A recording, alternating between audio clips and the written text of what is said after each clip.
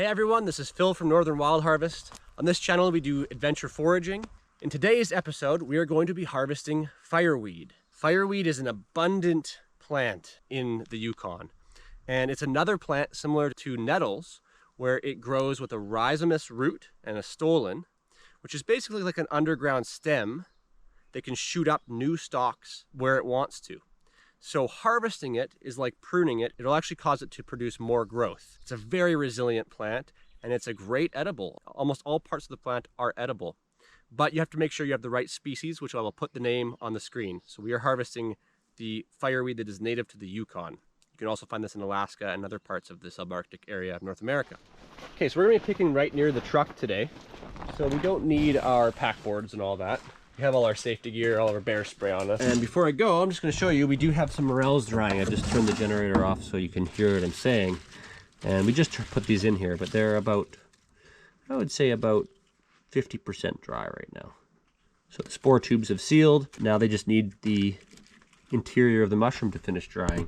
Turn this on and then head out to get some fireweed. Also got our spruce tips on the outflow air from the dryer, so it's really great when it's dried and then ground up into almost like a lemony rosemary. So we're just going to bring 7 of these food grade harvesting baskets with us, and we'll just harvest right into the baskets. We don't want to use buckets for this because it'll sit nice and flat into the baskets, similar to if you watched our nettle video. Okay, we are in the old burn. Now this burn was the Ethel Lake burn. It burned in 2019. Harvested morels here in 2020. You can see that since then there's been massive flooding. Now this is what can happen in areas when the trees aren't alive to absorb the water, and then there's a lot of rain or snow melt.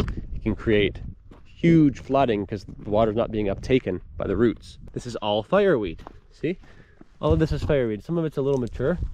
We're going to try to target the right age. It's a field of fireweed. To me it's kind of like a mix of asparagus and spinach.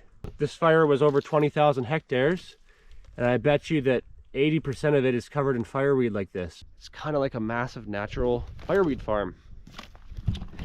These ones are starting to flower, and the flowers are edible as well. We are going to be drying the fireweed. Because of that, it can be a little farther ahead if we can't find something younger, but ideally we'd find somewhere where it's a little bit further behind than this, because it does become slightly bitter as it matures. Let's just try one. That snapped easily. It's pretty good.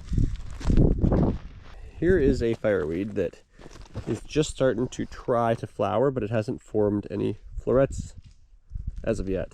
I'll show you one that is starting to form florets.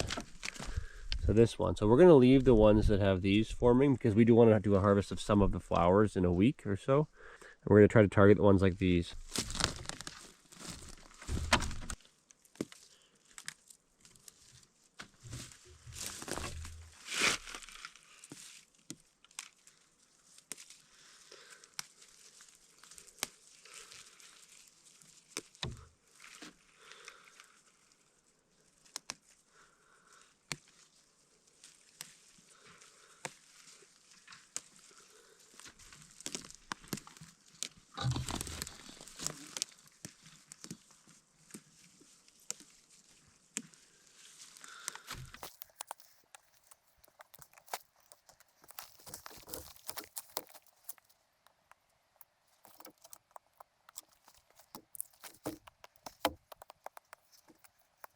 There's the harvested ones compared to an unharvested one. So we're just taking a portion.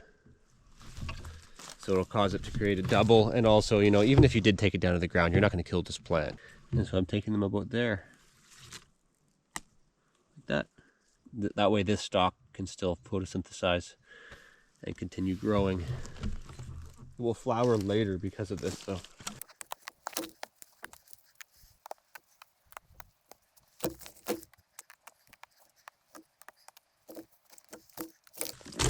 Look at this plant. There's kind of 2 appealing parts. Now, when it's young, this one's a little too old for this, but when it's young, this stalk, very similar to an asparagus, but then as it gets older, like asparagus, it becomes woody. When it's young, it will snap like that. And if I just take off these leaves, it's like a skinny asparagus. It's delicious. What we're after today is mostly the leaves because we're making tea.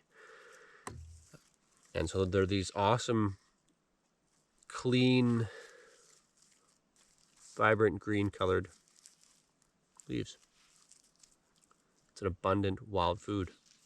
And 99.9% of the fireweed in Canada does not get harvested. So I just use the whole top piece in a salad, or you can cut it up and steam it. You can throw it in your ramen. Look at that. It's awesome. It goes for kilometers and kilometers.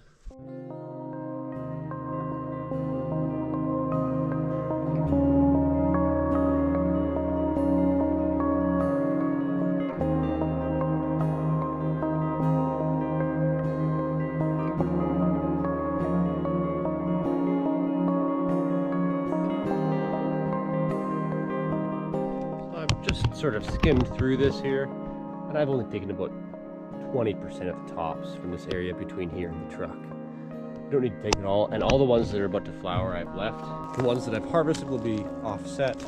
You know, one thing we don't want to do is take away flowers from the bees. If anything, if you think about it, if we offset 20% of the plants in this little area, and they're offset by a week, 2 weeks, that's actually going to extend the flowering period for the bees. Possibly be a good thing. Very similar concept to when you offset plants in your garden, really.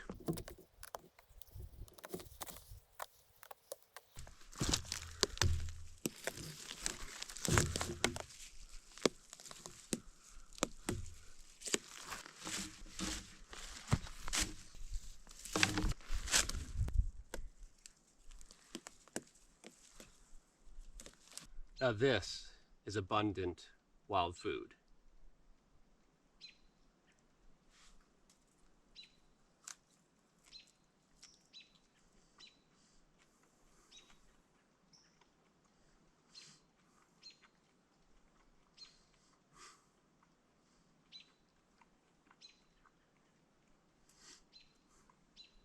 Brassica flavor to it, which is the broccoli mustard family.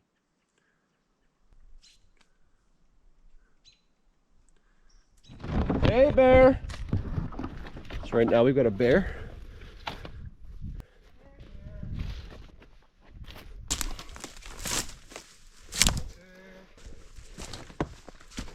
Yo, thanks.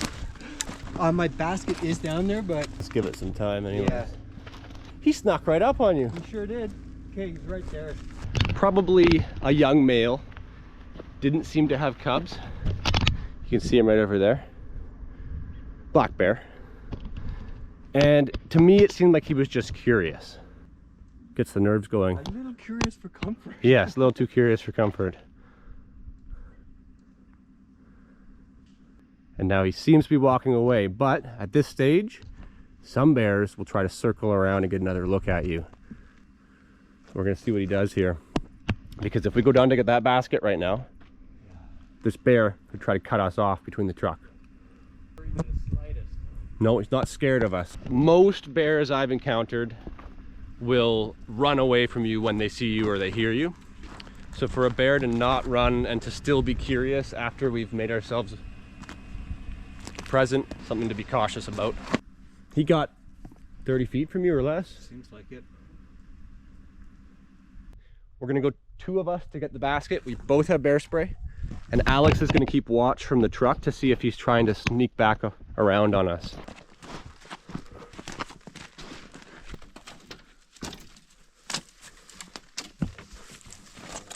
Right there. Yep. So he was right here. Yeah. And so that's only, it's pretty close. I was just up there. Big animals, but they're sneaky. Usually the bears to watch out for are the mothers with cubs. or a grizzly bear. You don't want to run into a grizzly bear. They're more territorial in general. When there's a mother with cubs, we had a similar scenario once where we kind of snuck up on it by accident, didn't see the cubs, and we did get bluff charged. Okay, so we're gonna head down back towards the Klondike Highway and keep harvesting fireweed a few kilometers down the road. We know there's a little spot there. We've come down the road and we're gonna continue harvesting in this nice spot.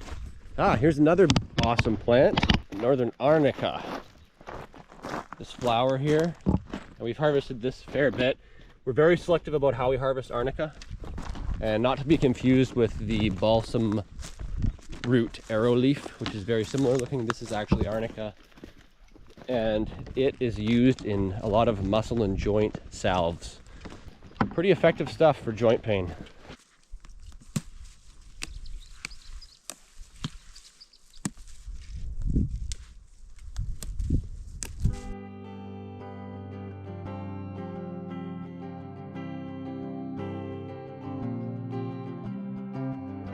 Over the years of doing this, we have had dozens of encounters with bears, but there's never a guarantee about how they will react to you being there. It's possible that this bear has never seen a human being, and it was just curious of who and what we are. We backed away slowly, facing the bear, and calmly made our presence known in a non-aggressive way, with our bear spray accessible just in case. Moving down the road to another spot and respecting the bear's territory is our best option to continue today's harvest. Part of the immersion of wild harvesting in the wilderness is coexisting with wildlife. This exchange was peaceful, but you can see why we take so many precautions to limit the smell of food in our camp, which is located less than 5 kilometers from here. It's a balance of being in tune with the environment, but at the same time you really can't be too careful when it comes to wildlife in the bush. Remaining aware of your surroundings while focused on harvesting can be difficult sometimes, but it's always important to scan the area as you're working. Today we are near the vehicle, but tomorrow we could be deep in the woods. This is one of the reasons we harvest in groups of 2 or more people during longer treks.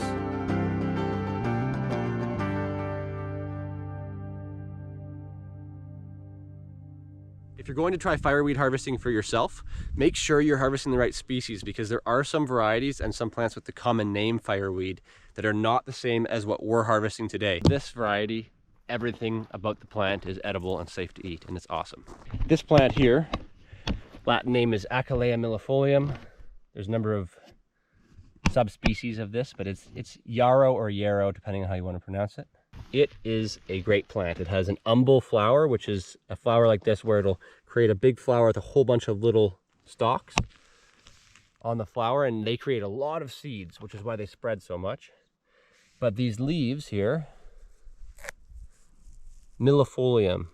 A number of episodes back, Randy, one of our harvesters, had a bit of an accident where he almost sliced his thumb off. It was a pretty serious injury, and he was, by chance, had been harvesting yarrow the day before, and he was carrying it, and he was able to put the yarrow mashed up onto his fresh wound. And one of the things that yarrow does is it can stop bleeding. Blood was going everywhere. He put the yarrow on there, and that was able to help stop the bleeding. The closest town is 250 kilometers away, so it's a pretty big deal. It's good to know these things.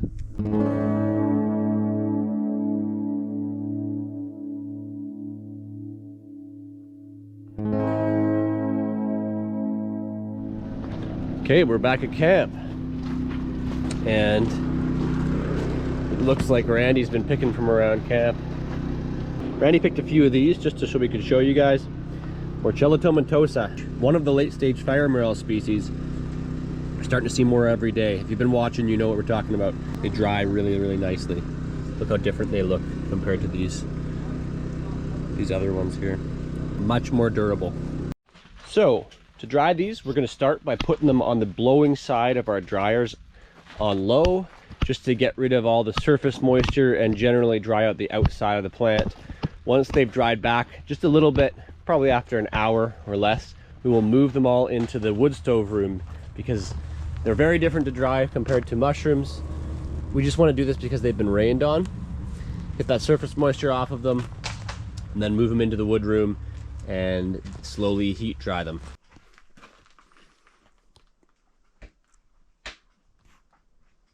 So we've got our Fireweed 8 racks fully loaded on here. They'll soon get moved into this wood stove room. And then we've got some spruce tips as well drying in here. We accidentally let this one corner get a little too hot too fast, and they do go yellow. They're still malleable and they're still usable, but this is just a much nicer looking product. That nice vibrant green. First fan. That looks okay. And we'll put this fan on low. Put this fan on low. Okay, all 3 fans are on low. So we'll leave them like this for maybe less than half an hour like this, just to get rid of that surface moisture and to quick dry the outside before they wilt too much.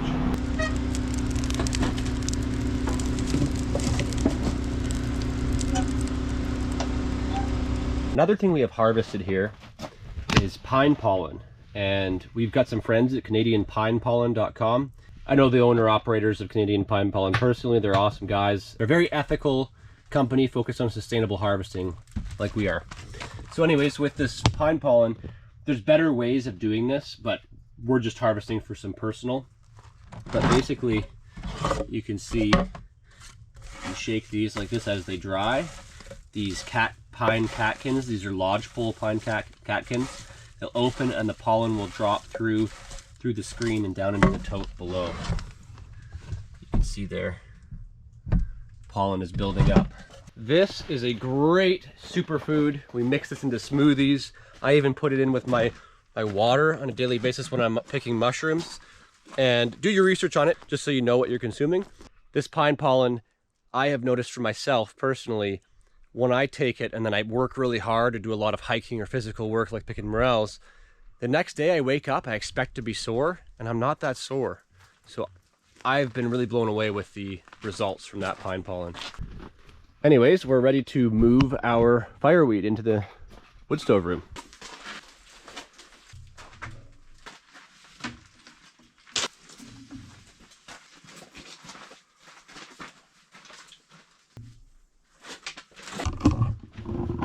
Okay, now these 8 racks will sit here for a while, probably overnight, and we will periodically rotate them because the bottom ones will get dry faster. We'll move them around, and then tomorrow we'll probably be bagging these up.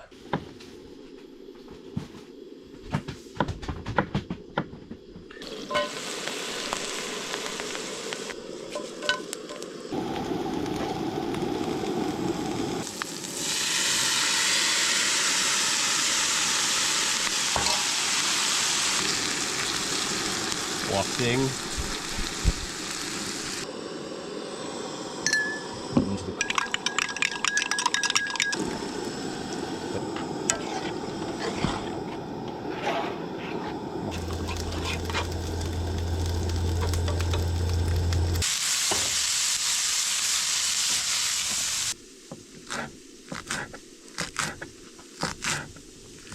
What, this isn't French cooking in France?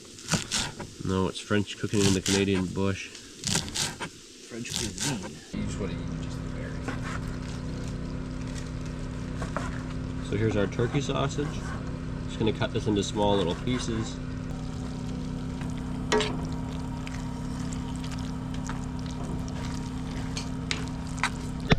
Oh, here's Randy with a, oh nice! 2/3 of a bucket right there. Is exciting. Oh, there's a big one in there. There's a big one. Is that it? No, there's a bigger one even. This is Oh, nice. I'm not sure how long I was out there, but wow, but better than yesterday. oh hell yeah! And down on the flat, there's You're starting? lots of them. Nice. Sure, pick around. Nice. That one was actually from the hill. That one's a little.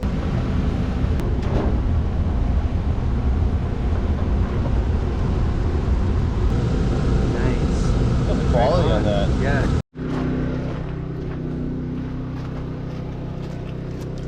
How is it? Very good. Some of those morels in there, eh? Mm-hmm. Sausage.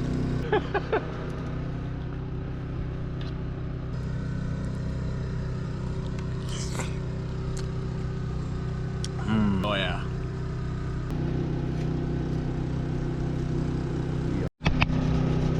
sanding your thumb? Yep. The bone. Oh, there's the bone. Oh no, he's just sanding a piece of wood. Well, that was a nice dinner. Now I'm gonna show you what the dried fireweed looks like. In this box is the fireweed that we dried last week. And this fireweed was at a slightly better stage for harvesting. There's nothing wrong with what we harvested today, but when you get the nice fresh shoots, they are very tender. This is what it looks like dried. It keeps a lot of its color.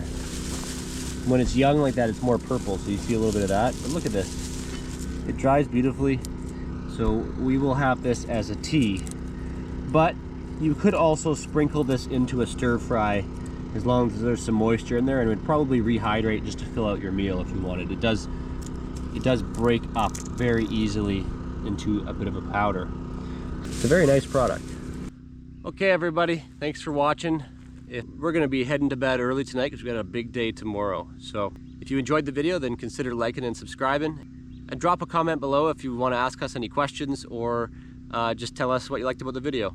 In the next episode, we're going to be going and doing a full-scale harvest of morels. It should be an exciting day. We're getting up at 5 or 6 in the morning, and we plan to be harvesting. We won't be back at camp until probably between 8 and 10 p.m. depending on how well the day goes. If we're done earlier, then that's a bonus, but the mushrooms have been maturing a little bit smaller this year. However, if you've watched a couple of our other episodes from this season, you've seen that we've been in one patch that was producing quite a bit better, and we've had a couple of good days out of there. So we've let them grow for 4 or 5 days now. There's been sun, there's been rain. All of those little babies should be fully grown now.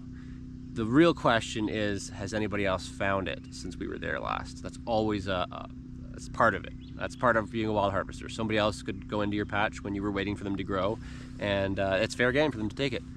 Hopefully nobody has. We're gonna pack board in with 7 baskets each, and hopefully fill them all. We know the patch pretty well by now, so we know how to cover the ground, and it's just a matter of doing it. It's not an easy patch to pick, but it's a fairly short walk. So we think it should be a pretty good day. So stay tuned for that, and thanks for watching, everybody.